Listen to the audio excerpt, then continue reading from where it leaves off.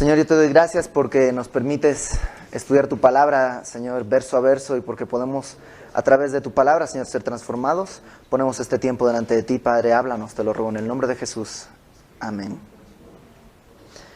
Marcos 16. Recapitulando un poco lo que vimos la primera semana, ¿se acuerdan? Marcos es el evangelio más corto de los cuatro, es el más breve, es el más conciso, es el que registra más hechos, más milagros de Jesús. Y a lo largo de todo el libro estuvimos viendo pues la vida de Cristo y cómo Él se empezó a relacionar con sus discípulos y con la gente. Es interesante porque muchas veces tenemos a los apóstoles en un pedestal de fe incalculable e inalcanzable, ¿no? Como si fueran seres totalmente especiales, y por eso Dios los escogió. Y a lo largo de todo el libro vimos cómo se equivocan, cómo les falta fe, cómo no entienden lo que Jesús les está diciendo, cómo fallan. Y el capítulo 16 me encanta porque vuelven a fallar. Y es un poco nuestra imagen, ¿no? Nuestro día a día, que siempre volvemos y caemos y caemos y caemos.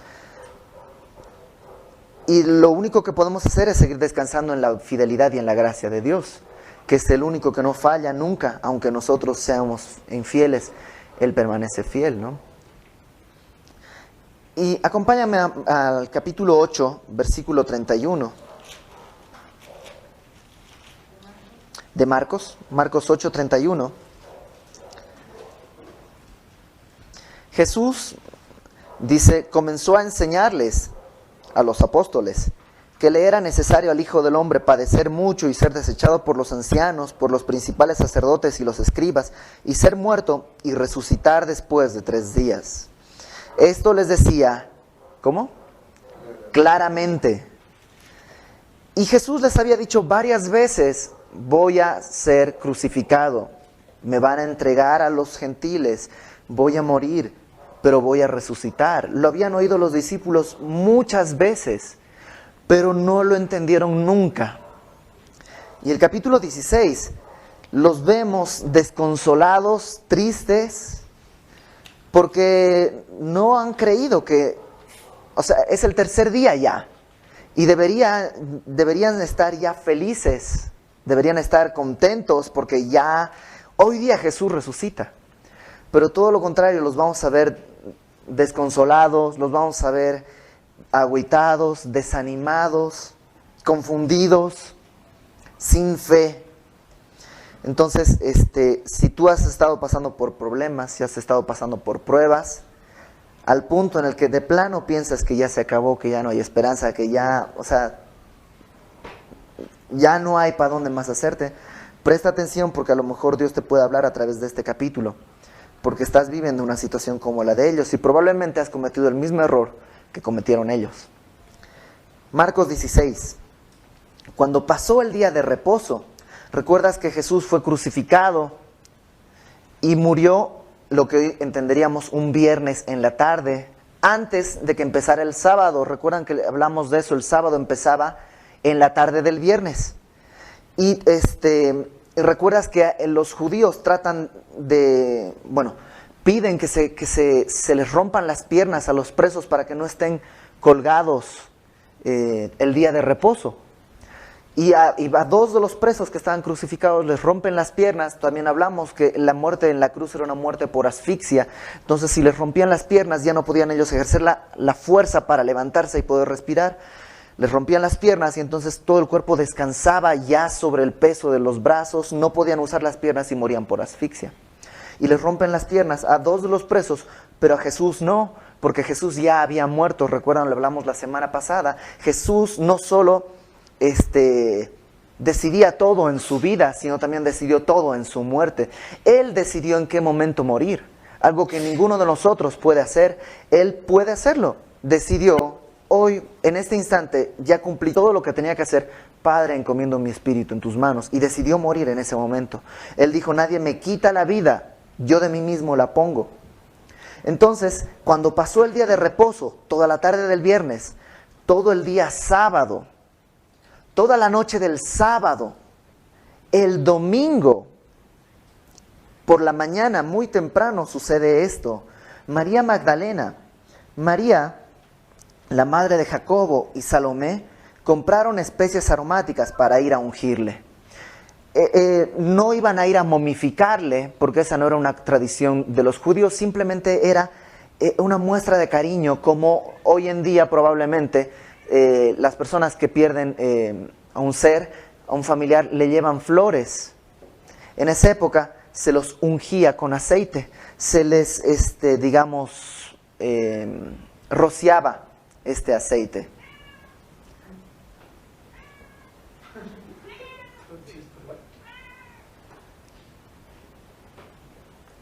Okay. Verso 2. Y muy de mañana, el primer día de la semana, o sea, el domingo, vinieron al sepulcro ya ha salido el sol. Obviamente, estas mujeres creían que Jesús estaba muerto, porque si no, no estarían llevando estas especias para ungirle, no estarían yendo a la tumba. Creían que estaba muerto. Verso 3. Pero decían entre sí, ¿quién nos removerá la piedra de la entrada del sepulcro? ¿Recuerdas que Jesús fue tomado y llevado a una tumba que estaba cavada en la roca, y se puso una piedra? La semana pasada también hablamos de esto, de las teorías de la gente que piensa que Jesús, estando en la tumba, en realidad no había muerto, sino entró en una especie de coma, y se despertó en la tumba, se quitó las mantas, movió una piedra que pesaba un par de toneladas, al mejor estilo de Rambo, descontó a todos los guardias y se fue. Todo este tipo de historias absurdas. Bueno, la piedra era una piedra enorme, 2 toneladas aproximadamente. Y obviamente las mujeres fueron ahí, pero no sabían quién les podía mover esa piedra. Ellas no lo iban a poder hacer. Y dice, y ahorita vamos a revisar sobre algunas cosas de esto. Decían entre sí, ¿quién nos removerá la piedra de la entrada del sepulcro? Pero cuando miraron, vieron removida la piedra, que era muy grande. La palabra grande es la palabra mega, y la palabra muy es la palabra sobre, o sea, era sobre mega esa piedra, era enorme. Y cuando entraron en el sepulcro, vieron a un joven sentado al lado derecho, cubierto de una larga ropa blanca, y se espantaron.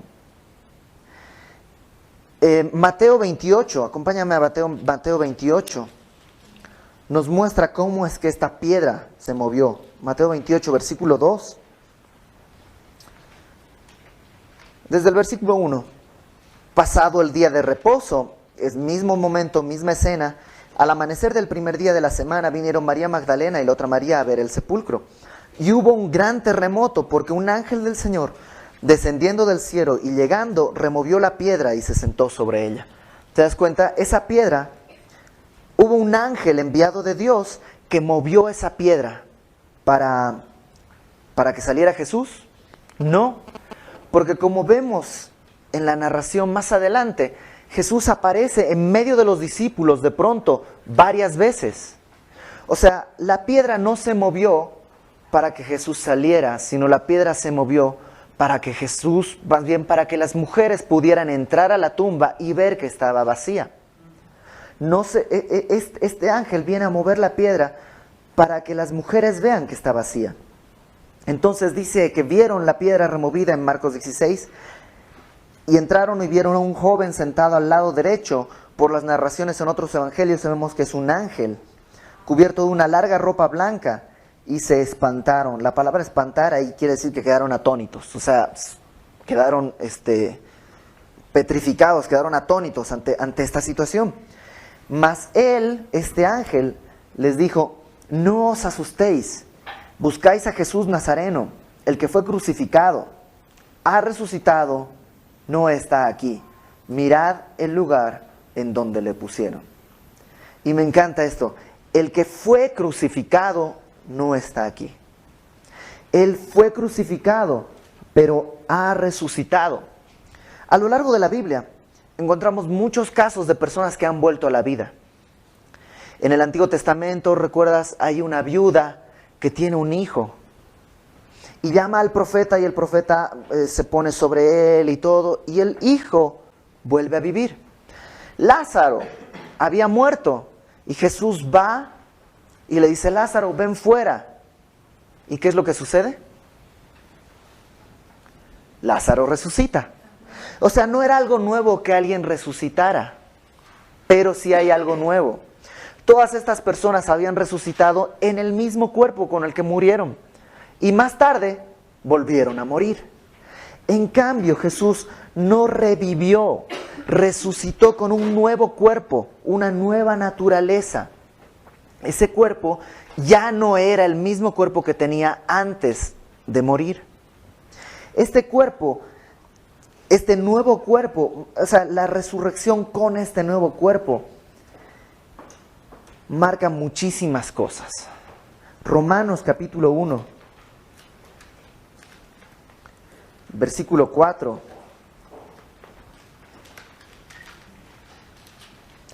Romanos 1, 4 nos dice, hablando de Jesús, que fue declarado Hijo de Dios con poder, según el Espíritu de Santidad, por la resurrección de entre los muertos. O sea, el hecho de la resurrección es la mayor prueba de que Jesús es el Hijo de Dios. No era porque está vivo, sino es el Hijo de Dios, Dios encarnado. La resurrección me asegura quién es Él. ¿Recuerdas que algunos fariseos vinieron a decirle: danos una señal y te creeremos? Y lo que Él dijo fue: a esta generación incrédula y perversa solo se le dará una señal, la del profeta Jonás. Que así como el profeta estuvo 3 días en el vientre del pez, el Hijo del Hombre estará en el seno de la tierra y resucitará.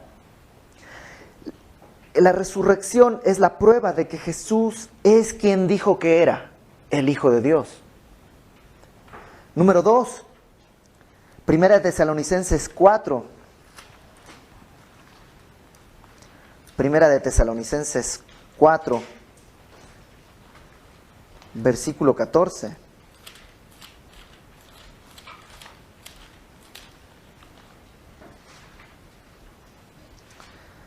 Dice: porque si creemos que Jesús murió y resucitó, así también traerá Dios con Jesús a los que durmieron en Él.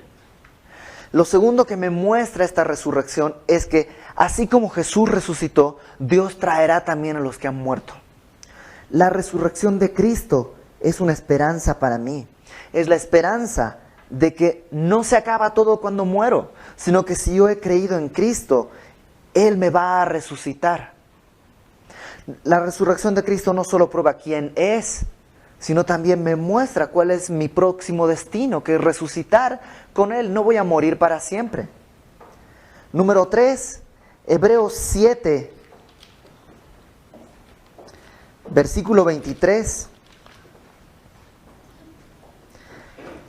Cuando el escritor de Hebreos está hablando de que Jesús es nuestro gran sumo sacerdote, que no ha habido otro como Él. Hebreos 7, versículo 23. Dice: los otros sacerdotes, refiriéndose a los sacerdotes comunes, los de la tribu, los que venían de la tribu de Leví, los sacerdotes normales, digamos, humanos. Los otros sacerdotes llegaron a ser muchos debido a que por la muerte no podían continuar. Obvio, un sacerdote se muere, otro tiene que ocupar su lugar, y a lo largo de muchos años son muchos estos sacerdotes porque mueren. Mas versículo 24, Jesucristo, por cuanto permanece para siempre, tiene un sacerdocio inmutable, por lo cual puede también salvar perpetuamente a los que por Él se acercan a Dios, viviendo siempre para interceder por ellos. El hecho de que Jesucristo haya resucitado me marca que Jesucristo vive para siempre. Y como vive para siempre, es suficiente para interceder por todos. No solo por los que estaban vivos en esa época, sino por los que estuvieron vivos después, por los que estamos vivos ahora y por los que van a venir después hasta que Él regrese. Y mientras tanto intercede siempre por nosotros. Todo eso es, por eso la resurrección es importante. Un evangelio que no me predica la resurrección es un evangelio incompleto. A nadie le sirve un Mesías muerto. Jesucristo es el Mesías que se entregó, murió, pero resucitó. Si al evangelio solamente decimos que el evangelio es que Jesucristo murió por ti y no ponemos que resucitó, nos estamos perdiendo la parte de la mayor esperanza. Número 1, que Él es quien dijo ser. Número 2, que vamos a resucitar con Él. Cuando Él regrese a la tierra, vamos a resucitar. En el rapto se nos va a dar un nuevo cuerpo. Número 3, que Él intercede por nosotros por siempre. Y 1 de Corintios capítulo 15. 1 de Corintios capítulo 15, versículo 12.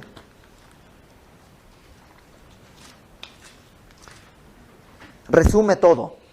1 de Corintios 15, versículo 12, nos dice: pero si se predica de Cristo que resucitó de los muertos, ¿cómo dicen algunos entre vosotros que no hay resurrección de muertos?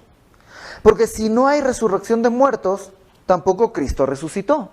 Aquí Pablo está tratando con gente que dice que no hay resurrección. Y entonces Pablo dice, si no hay resurrección, entonces Cristo no resucitó.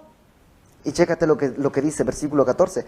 Y si Cristo no resucitó, vana es entonces nuestra predicación. Nuestra predicación es inútil. Vana es también vuestra fe. Estás creyendo algo inútil si Cristo no resucitó. Verso 15. Y somos hallados falsos testigos de Dios. Además, no solo es que nuestra fe es vana, nuestra predicación es vana, sino que además somos testigos falsos de Dios. Porque nosotros, dice, hemos testificado de Dios que Él resucitó a Cristo, al cual no resucitó si en verdad los muertos no resucitan. ¿Sí está claro eso? Verso 16. Porque si los muertos no resucitan, tampoco Cristo resucitó. Y si Cristo no resucitó, vuestra fe es vana, aún estáis en vuestros pecados. Si Cristo no resucitó, ¿qué quiere decir? ¿Que el sacrificio hecho delante de Dios no fue aceptado? ¿Recuerdas? Cristo murió por nuestros pecados. Si Él no resucitó, quiere decir que Cristo no aceptó ese sacrificio, no fue suficiente, y entonces todavía tus pecados están sobre ti y todavía estás condenado a muerte eternamente. Si Cristo no resucitó, nuestra existencia es trágica. Sigamos ahí en 1 de Corintios. Dice en verso 17, aún estáis en vuestros pecados. Entonces, verso 18, también los que durmieron en Cristo perecieron, ya están muertos. Si en esta vida solamente esperamos en Cristo, somos los más dignos de conmiseración de todos los hombres. Si Cristo no resucitó, somos lo peor. Otra gente tiene más esperanza que nosotros. Pero verso 20, 1 Corintios 15, más. Ahora Cristo ha resucitado de los muertos. Primicias de los que durmieron es hecho. Por cuanto por la muerte entró por un hombre, también por un hombre la resurrección de los muertos. Porque así como en Adán todos mueren, también en Cristo todos serán vivificados. Ese es el resumen. Si Cristo no resucitó, la neta, ¿qué hacemos aquí? ¿Para qué estudiamos su palabra? ¿Para qué predicamos a Cristo? Todo eso es absurdo. Si Cristo no resucitó, entonces todos tus pecados todavía están sobre ti. Todavía esa cuenta no ha sido saldada. Y pues, ¿de qué te preocupas? De todos modos estás condenado a muerte. Pero Cristo resucitó. Y este ángel lo que les dice es eso. Cristo ha resucitado. No está aquí. Mirad el lugar en donde lo pusieron. Verso 7 de Marcos 16. Pero id, decid a sus discípulos y a Pedro que Él va delante de vosotros a Galilea. Me encanta. ¿Qué quiere decir esto? ¿Que Pedro ya no era uno de sus discípulos? No. Sino que este ángel enviado por Dios sabía, porque Dios lo había enviado así, que Pedro estaba pasando un mal momento. ¿Te acuerdas la última vez que vimos a Pedro llorando amargamente? ¿Recuerdan que habíamos hablado de esto? Pedro sabía que Jesús había dicho: el que me negare delante de los hombres, yo le negaré delante de mi Padre. ¿Qué quiere decir eso? Pedro lo había negado. Pedro estaba condenado eternamente. Yo me imagino a Pedro que estaba destrozado. Entonces este ángel les dice: vayan y busquen a sus discípulos, y a Pedro específicamente. Vayan a buscar a Pedro específicamente, porque tengo algo que decirle a Pedro. ¿No te encanta que Dios no solo conoce tus pecados, sino que cuando has pecado, quiere la reconciliación contigo? Quiere decirte: sabes que ese tu pecado es terrible, es fatal, pero yo ya he pagado por ese pecado. Solo necesitas venir y confesarlo. Que es Dios el que te está diciendo: ven, hagamos cuentas, estemos a cuenta. Si tu pecado fuese espantoso, yo lo voy a limpiar. Eso dice, eso es lo que Jesús está diciendo.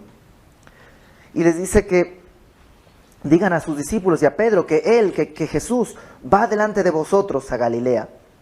Allí le veréis como os dijo. Me encanta, porque Jesús cumple lo que Él prometió. Él dijo: voy a ser crucificado, pero los encontraré en Galilea. Y lo que este ángel les dice, o sea, todo está de acuerdo al plan. Él dijo que iba a suceder esto, y va a suceder esto. Él está yendo delante de ustedes a Galilea, tal como lo dijo. Y como Él dijo en esa época, y lo cumplió, también lo dice ahora. Chécate, ahorita regresamos sobre esto. Verso 8. Y ellas se fueron huyendo del sepulcro, porque les había tomado temblor y espanto. Ni decían nada a nadie, porque tenían miedo. O sea, esto quiere decir que salieron corriendo sin hablar entre ellas. Ahora, a partir de aquí, la cronología de lo que sigue es un poco confusa. Yo intenté hacer algo que sonara medio coherente, pero es una propuesta, y pues es una propuesta nada más. Jesús se les aparece a ellas y les dice: díganle a mis discípulos y a Pedro que, bueno, no se les aparece Jesús, este ángel se les aparece y les dice: Jesús está vivo, vayan y díganselo a los discípulos. Acompáñame a Juan capítulo 20. Juan capítulo 20, versículo 2. Juan nos narra que solamente está María Magdalena ahí. Bueno, no nos dice que está solo María Magdalena, pero se enfoca en María Magdalena. Y les dice: entonces, después de darle este mensaje, el ángel, María, hablando de María, corrió y fue a Simón Pedro y al otro discípulo, aquel al que amaba Jesús, esto es a Juan, y les dijo: se han llevado del sepulcro al Señor y no sabemos dónde le han puesto. ¿Te das cuenta que todavía no les caía el 20 y no creían que lo que el ángel les había dicho? Ellas creían: pues Jesús no está, se lo han llevado. Y van y le dicen a Pedro y a Juan: no sabemos dónde le han puesto, pero ya no está en el sepulcro. Ahí Juan 20, versículo 3. Y salieron Pedro y el otro discípulo y fueron al sepulcro. Corrían los dos juntos, pero el otro discípulo corrió más aprisa que Pedro y llegó primero al sepulcro. O sea, Juan era más joven y le ganó a Pedro en la carrera. Verso 5. Y bajándose a mirar, vio los lienzos puestos allí, pero no entró. Luego llegó Simón Pedro tras él y entró en el sepulcro y vio los lienzos puestos allí y el sudario que había estado sobre la cabeza de Jesús, no puesto con los lienzos, sino enrollado en lugar aparte. Entonces entró también el otro discípulo que había venido primero al sepulcro, y vio y creyó. ¿Qué creyó? Creyó que no estaba ahí Jesús. No creyó que había resucitado todavía, porque el versículo 9, ahí mismo en Juan 20 dice: porque aún no habían entendido la escritura, que era necesario que Él resucitase de los muertos. Entonces, María y estas mujeres van, le dicen a Pedro y a Juan: se han llevado el cuerpo de Jesús.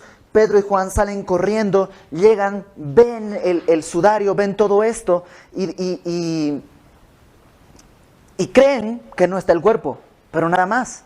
Y se van, se reúnen con los otros discípulos. Mientras tanto, yo creo que María corrió junto con ellos, María Magdalena, y el versículo 9 sucede allí. Después de que se van Pedro y Juan de la tumba, se queda María afuera llorando. Habiendo pues resucitado Jesús por la mañana, verso 9, el primer día de la semana, apareció primeramente a María Magdalena, de quien había echado 7 demonios.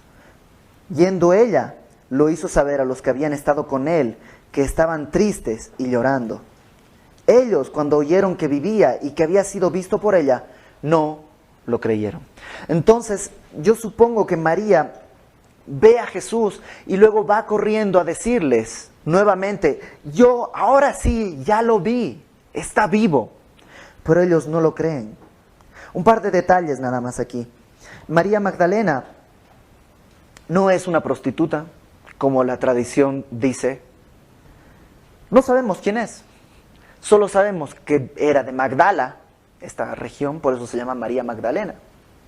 Y solo sabemos que Jesús había echado de ella 7 demonios. No sabemos más de ella.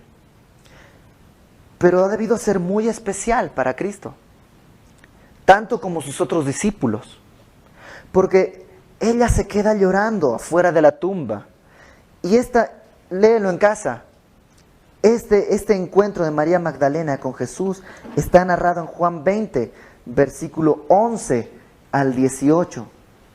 No lo voy a leer, léelo en tu casa. En ese momento se le aparece Jesús y ella lo confunde con el jardinero. Y léelo en tu casa. Ella va corriendo. Juan 20, versículo 11 al 18. Y ella después va con los discípulos a decirles. Chécate en Marcos 16, versículo 10. Me dice que los discípulos estaban tristes y llorando. Los discípulos estaban realmente angustiados. Estas mujeres estaban angustiadas. Creían que Jesús había muerto para siempre. Lo amaban. Se habían encariñado, lo amaban. Sabían que Él era especial, que Él decía palabras que nadie más podía decir. Sabían que estando con Él algo siempre sucedía. Sabían que Dios era más real cuando Él estaba ahí presente. O sea, lo podían ver. Sabían que Jesús tenía algo. No entendían bien las cosas. Y cuando Jesús muere estaban desconsolados y su esperanza estaba en el piso. Tanto que cuando llega María y les dice a los discípulos, lo vi, está vivo, no creen los discípulos. Estos hombres que Dios ha escogido para trastornar a todo el mundo, no creen. Verso 12. Pero después apareció en otra forma a 2 de ellos que iban de camino yendo al campo. Este encuentro está narrado en Lucas 24, versículo 13 al 27. Lo puedes apuntar, lo lees luego en tu casa. Lucas 24, versículo 13 al 27. Jesús se les aparece. Ellos están caminando a Emaús. Y de pronto Jesús empieza a caminar junto a ellos y ellos no lo reconocen. Y empiezan a hablar de lo que había sucedido, lo que acababa de suceder, que crucificaron a Jesús y todo. Y Jesús les dice, ¿de qué hablan? Y ellos le dicen, eres el único extranjero que no sabe qué es todo esto que ha sucedido. Y están desconsolados. Y Jesús ahí les empieza a citar versículos de la Biblia y les empieza a citar pasajes y les explica cómo el Mesías tenía que ser desechado. Y luego llegan al pueblo donde iban a ir. Y Jesús dice la palabra, hace como que se iba. Así como que, ya me voy, ¿no? Y ya era tarde y ellos lo obligan, entre comillas, a quedarse con él, a cenar esa noche. Y mientras están cenando, Jesús parte el pan y ellos lo reconocen y dicen, ¡ah, es Jesús! Y Jesús desaparece de sus ojos. Y ellos a esa hora agarran sus cosas y patitas, ¿para qué te las quiero? Echan la carrera hasta Jerusalén nuevamente y llegan con los discípulos y les dicen, Jesús ha resucitado. Lo vimos. Y en principio no los creen, no le creen. No les creen a ellos, porque aquí en Marcos 16 me dice, ellos fueron y lo hicieron saber a los otros y ni aun a ellos creyeron. Ahora, en Lucas, acompáñame, Lucas 24, después de esta historia, Lucas 24, versículo veintitantos, versículo 30 y...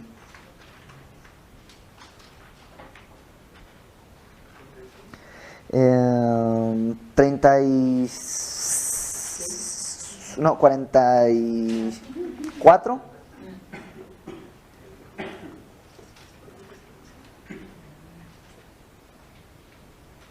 No, 33. Levantándose en la misma hora, es esta escena en la que les digo que estaban en la posada y salen corriendo, volvieron a Jerusalén y hallaron a los 11 reunidos y a los que estaban con ellos, que decían: ha resucitado el Señor verdaderamente, ya ha aparecido a Simón. Ellos contaban las cosas que les habían acontecido en el camino y cómo lo habían reconocido al partir el pan. De alguna manera, no nos muestra la Biblia exactamente cómo, y realmente no es importante saber cómo, pero Jesús también se le apareció a Pedro en particular. Pedro lo había negado y en algún momento Jesús se le aparece a Pedro, porque ahí cuando ellos llegan y les cuentan esto, probablemente llega Pedro y dice: yo también lo vi, y se le apareció a Pedro en particular. Primera de Corintios nos enseña, Primera de Corintios capítulo 15, nos dice que además se le apareció a más de 500 personas al mismo tiempo. Además se le apareció a Jacobo, su medio hermano. Jesús se les apareció a muchas personas, dándoles el consuelo, porque todos estaban realmente agüitados por todo esto. Verso 12 de Marcos 16. Verso 13, perdón. Ellos fueron y lo hicieron saber a los otros, y ni aun a ellos creyeron. Verso 14. Finalmente se apareció a los 11 mismos, estando ellos sentados a la mesa, y les reprochó su incredulidad y dureza de corazón, porque no habían creído a los que le habían visto resucitado. Jesús se les aparece a sus discípulos todos juntos en 2 ocasiones. La primera ocasión, no está Tomás, y se les aparece, todos lo ven y desaparece. Una semana después está Tomás ahí. ¿Recuerdas esta escena que Tomás había dicho que yo no voy a creer hasta que meta mis dedos en su mano y mi mano en su costado? Una semana después Jesús vuelve a aparecer en medio de ellos y le dice a Tomás: ok, Tomás, sé creyente. Muchas veces juzgamos a pobre Tomás diciéndole: eres el incrédulo. Pero por lo que yo veo aquí, ninguno creyó hasta que Jesús se le apareció. Ninguno. Lo que me llama la atención en Marcos 16 es que dice que estando sentados a la mesa, les reprochó su incredulidad y dureza de corazón. No les reprochó que lo hayan negado, no les reprochó que lo hayan abandonado, solo les reprochó su incredulidad y dureza de corazón. Tu incredulidad y tu dureza de corazón es lo que te impide ver a Jesús resucitado. Y vamos a regresar sobre eso al final. Porque no habían creído a los que le habían visto. Verso 15. Y él les dijo: id por todo el mundo y predicad el evangelio a toda criatura. El que creyere y fuere bautizado será salvo, mas el que no creyere será condenado. Jesús aquí, Marcos recuerda que es un resumen. Por otros evangelios sabemos, en Juan 21 nos muestra que ellos se regresan al mar de Galilea a pescar y Jesús nuevamente se les aparece ahí en Galilea, junto al mar. ¿Recuerdan? Está Pedro pescando de noche, no ha pescado nada. Jesús aparece en la playa y les dice: hijitos, ¿tenéis algo de comer? Y Pedro les dice: no hay nada. Y les dice: echad la red del otro lado. Y echan la red y empiezan a sacar muchos pescados. Y Juan se da cuenta y dice: es el Señor. Y Pedro, que siempre hace las cosas al revés, normalmente tú te quitas la ropa y te metes al agua, Pedro se viste con toda su ropa, se tira al agua, llega corriendo, nadando más bien, llega nadando hasta la playa y se queda parado con Jesús y no le dice nada y se queda así parado. Yo creo que, y ve a Jesús que estaba cocinando un pez. Y Jesús está parado en la arena, Pedro está parado en la arena, todo escurriendo, y llegan ya todos los otros discípulos y le dicen: oye, pues échanos la mano a los peces, ¿no? Sacan todos esos peces y tienen este diálogo, que en tu Biblia probablemente viene como la restauración de Pedro, en el que Jesús le dice: Pedro, ¿tú me amas?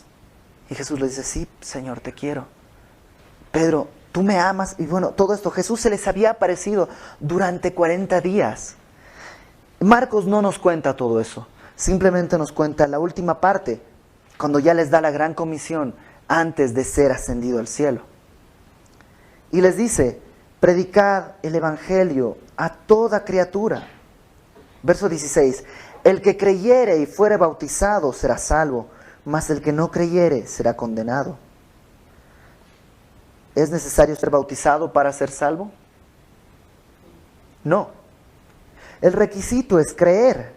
Dice, el que creyere y fuere bautizado será salvo, mas el que no creyere será condenado. No dice el que no creyere y no se bautice. El que cree es salvo, y el que es salvo en obediencia a Cristo se bautiza. Es un paso muy lógico. El que no creyere será condenado. El bautizo no tiene que ver con la salvación, es un resultado de ser salvo. Verso 17, y estas señales seguirán a los que creen. Y esto es bien importante. ¿Qué es lo que dice? Estas señales seguirán a los que creen. No dice, estas señales seguirán para que crean. Las señales y los milagros no producen fe. Nunca. ¿Qué es lo que produce fe? La palabra de Dios.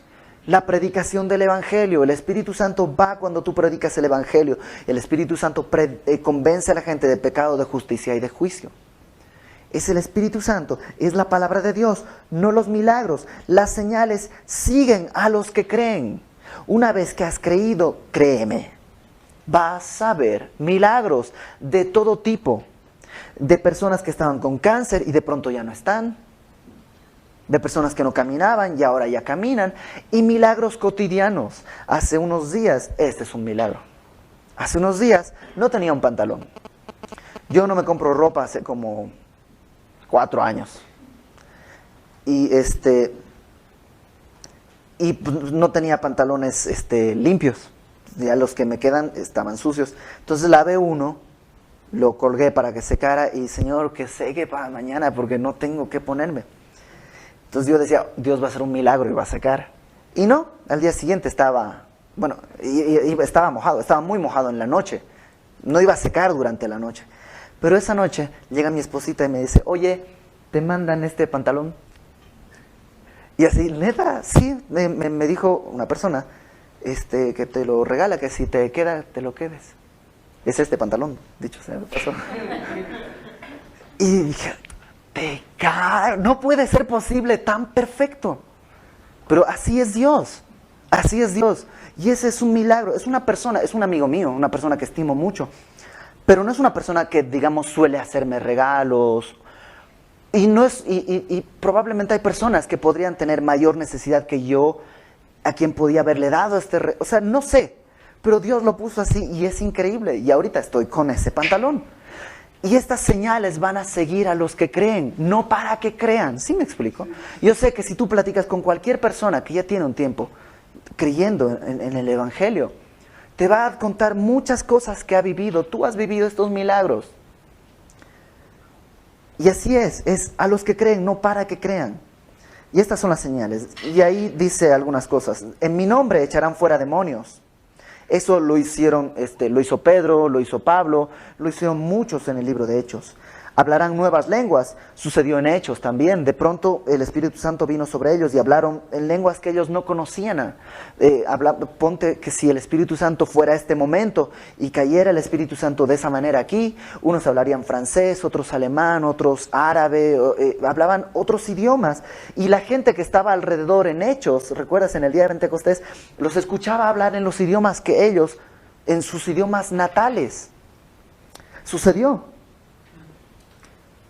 Tomarán en las manos serpientes, y si bebieren queso mortífera, no les hará daño. Sobre los enfermos pondrán sus manos y sanarán. Y todo esto sucedió. ¿Recuerdas a Pablo en la isla de Malta? Está metiendo unos leños al fuego y de pronto una serpiente viene y le pica. Y todos los nativos dicen, híjole, esa serpiente es mortal. Y Pablo, como si nada, sigue cocinando y no pasa nada. Y comerán cosas mortíferas o beberán cosas mortíferas y no les hará daño. ¿Cuántos misioneros en el África, en China o en México, en la selva, habrán comido cosas realmente con gérmenes? ¿Cuántas cosas así han sucedido? Y misioneros han sobrevivido. Ahora, esto no es para tentar a Dios. O sea, esto no es para que tú te empieces a tomar veneno diciendo, Señor, tú dijiste que... No. ¿Por qué? Porque esto no es para probar tu fe. Esto no es para probarte nada, ni para probarle nada a nadie. ¿Para qué es esto? ¿Cuál es el contexto? El contexto es la predicación del Evangelio. Si Dios te manda a predicar el Evangelio a la sierra de Chihuahua, créeme, Dios va a hacer todo lo necesario. Puede que tu carro se estrelle y caiga de algún barranco, pueden pasar 1000 cosas. Y si Dios te está enviando, Dios te va a proteger. Pueden picarte mosquitos, alacranes, serpientes, pueden darte veneno. Pero si Dios te está enviando en esa misión, Dios va a honrar su palabra. Y ninguna de esas cosas va a suceder. ¿Sí me explico? Esto no es un circo de milagros, es la predicación del Evangelio y Dios respaldando la predicación del Evangelio. De eso se trata. ¿Cuál es el fin? Que todos sepan que Jesucristo murió y resucitó. Verso 19. Y el Señor, después que les habló, fue recibido arriba en el cielo y se sentó a la diestra de Dios. ¿Qué les habrá hablado durante 40 días? Hay algunas sectas que dicen que Jesús les entregó un nuevo conocimiento, una nueva sabiduría. Hechos capítulo 1, versículo 3, me dice, a quienes, hablando los discípulos, también después de haber padecido, se presentó vivo con muchas pruebas indubitables, apareciéndoles durante 40 días y hablándoles acerca del reino de Dios. ¿Qué les habló todo ese tiempo? Del reino de Dios. Les habló del reino de Dios. Versículo 20. Hechos 1, versículo 3. Lo de hace rato, ¿no? Marcos 16. Y el Señor, después que les habló, fue recibido arriba en el cielo y se sentó a la diestra de Dios. Y ellos saliendo predicaron en todas partes, ayudándoles el Señor. Y esto me encanta. El Señor les ayudó a predicar el Evangelio. Cuando tú lees Hechos, entiendes muy bien cómo les ayudó. Primero empezaron a azotar a Pedro y a Juan. Y ellos les pudieron predicar al Sanedrín. Luego apedrearon a Esteban y les predicó al Sanedrín, entre ellos estaba Pablo probablemente. A partir de que mataron a Esteban, empezó la persecución por todo Jerusalén y ellos tuvieron que irse hacia Samaria y luego hacia afuera de Jerusalén, hacia todo el mundo. Y Dios les ayudó a predicar el Evangelio. Las persecuciones, las pruebas no son fruto del pecado necesariamente. A veces Dios te está ayudando a predicar. Tú a lo mejor has estado orando, Señor, quiero que mi familia venga al conocimiento de tu gloria. Y de pronto te enfermas con una enfermedad muy grave y tú dices, Señor, ¿dónde estás? Te está ayudando a predicarles, porque cuando tú estás en una prueba así y tu fe es verdadera y es real, la gente alrededor tuyo, tu familia va a decir, ¿por qué todavía crees en Dios? ¿Por qué no estás destrozado, tirado en el piso? Dios te está ayudando. Y a través de pruebas y a través de persecución, Dios les ayudó a predicar el Evangelio. Predicaron en todas partes, ayudándoles el Señor. Y confirmando, ¿qué cosa? La palabra con las señales que la seguían. ¿Te das cuenta? Siempre las señales siguen a la palabra. Siempre la fe viene primero y los milagros vas a verlos después. Un milagro no produce fe nunca. Amén. ¿Sabes qué? Rápidamente. Hay dos tipos de personas. Los que creen y los que no creen. No hay tres. No hay los que creen, los que lo están pensando y los que no. Hay solo dos. Los que creen y los que no creen. Si tú estás en un momento de tribulación, si de pronto piensas que ya de plano no sé para dónde hacerme, probablemente es tu incredulidad lo que está estorbando que veas a Cristo resucitado. Jesucristo va a hacer las cosas como dijo, ¿te acuerdas? ¿Te acuerdas? Él va delante de ustedes a Galilea, como lo dijo. Y Él cumple las cosas como lo ha dicho. ¿Qué cosas ha dicho? Todas las cosas ayudan a bien a los que aman al Señor. Él ha dicho, he aquí yo estoy con vosotros todos los días hasta el fin del mundo. Cuando te sientes del todo abrumado, a lo mejor es que no estás creyendo lo que Él dijo. ¿Y qué hago para poder creer? Número 1, como estas mujeres, levántate muy temprano y busca al Señor, temprano. Número 2, estas mujeres fueron y mientras iban decían, ¿quién nos va a mover la roca? Para ellas era imposible mover la roca. Ellas solo podían ir. Dios se encargó de mover la roca. O sea, tú ve a Cristo. Él va a hacer lo que Él y solo Él puede hacer. Tú solo tienes que hacer lo que puedes hacer, que es acercarte a Él, creerle a Él. Él va a hacer las cosas como Él dijo que las iba a hacer. Y de eso se trata el Evangelio, y de eso se trata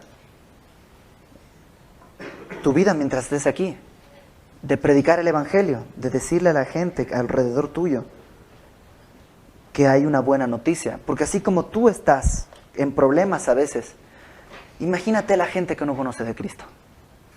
Porque tú tienes esperanza. Tú sabes que lo peor que te puede suceder es la mejor noticia. Lo peor que te puede suceder es que te mueras. Y no hay una mejor noticia que esa. Porque te mueres, ¿y a dónde vas? A los brazos de Cristo. En cambio, la gente que está afuera no tiene esperanza. Para ellos, todo se acaba en frente de sus ojos. Lo que está en sus ojos es lo que existe, es lo que hay. Y Él nos envió a predicar el Evangelio. Y no te preocupes, mientras estés predicando el Evangelio, Dios va a hacer señales para confirmar su palabra. Pero predica su palabra. Porque no va a confirmar otro Evangelio. No va a confirmar otra palabra. Es su palabra y es su Evangelio. Estas buenas nuevas. Y el Evangelio es sencillo. Jesucristo, Dios hecho hombre, vino a la tierra. Pagó el precio de tus pecados muriendo en la cruz. Y al tercer día resucitó. Lo cual prueba que su sacrificio fue aceptado. Si tú crees en ese sacrificio, tus pecados son perdonados. Si tú lo confiesas como tu Señor, si le entregas tu vida, tus pecados te son perdonados y tienes una vida eterna junto con Él. Y a partir de ahí te puedes soltar a decir todas las promesas que te sepas. Va a estar contigo siempre. Busca primero el reino de los cielos y su justicia y todas tus necesidades Dios las va a cubrir. El que venga a mí y beba, no tendrá sed jamás. O sea, ¿pero dónde empieza eso? En el Evangelio no podemos predicar las promesas si no predicamos primero el Evangelio. Jesucristo vino a eso. Y sin el Evangelio, todo lo que hemos estudiado desde el principio de Marcos, sin la cruz, es una fábula. Sin la resurrección, es una mentira, es un mito. Jesucristo sin la cruz no sirve, no es útil. Me refiero a la predicación, ¿sí me explico, no? Sí. Jesucristo es Dios y su sacrificio fue real. Él estuvo en esta tierra físicamente y físicamente resucitó. Y esa es nuestra tarea. Si lo crees, va a ser fácil compartirlo. Si no lo crees, créelo y vas a tener ganancia. Vamos a orar y vamos a celebrar la cena del Señor ahora. Vamos a recordar lo que Jesucristo hizo. Entonces, oramos. ¿Sí? Ahí en tu lugar en silencio, vamos a orar.